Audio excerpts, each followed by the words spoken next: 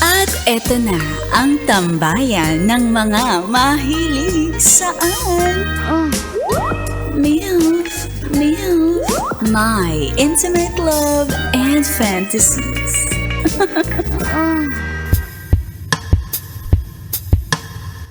Sa ating episode na pinamagatang, kung hindi kasya, huwag ipilit.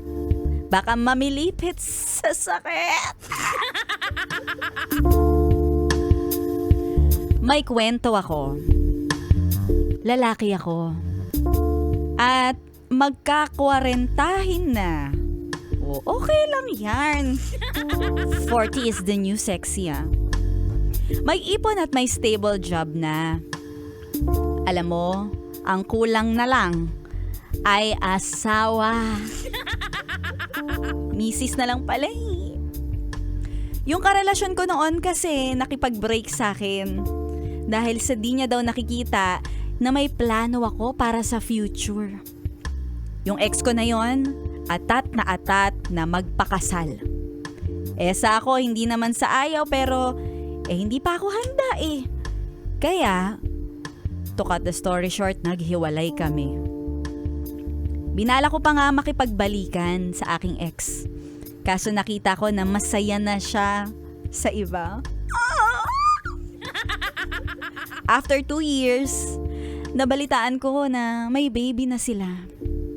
Kaya nagpaka-busy na lang ako sa trabaho. Ang yabang ko pa. Sabi ko makakahanap din ako ng bago. Pero umabot ng 3 years. A few years later.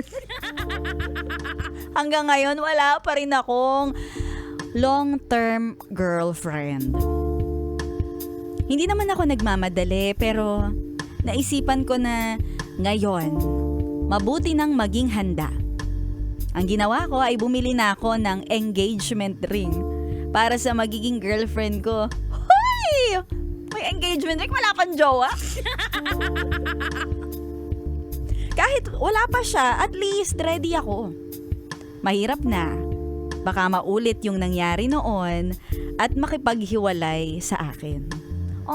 May trauma na si kuya. Para may motivation ako. Kaya etong singsing magbibigay sa akin ng pag-asa na meron pa ring babae na para sa akin. Andyan lang siya sa tabi-tabi. Namin. Kung wala man, pwede naman din isangla itong engagement ring at baka tumaas, mag-appreciate ang value. Buti pa yung sing-sing, may value.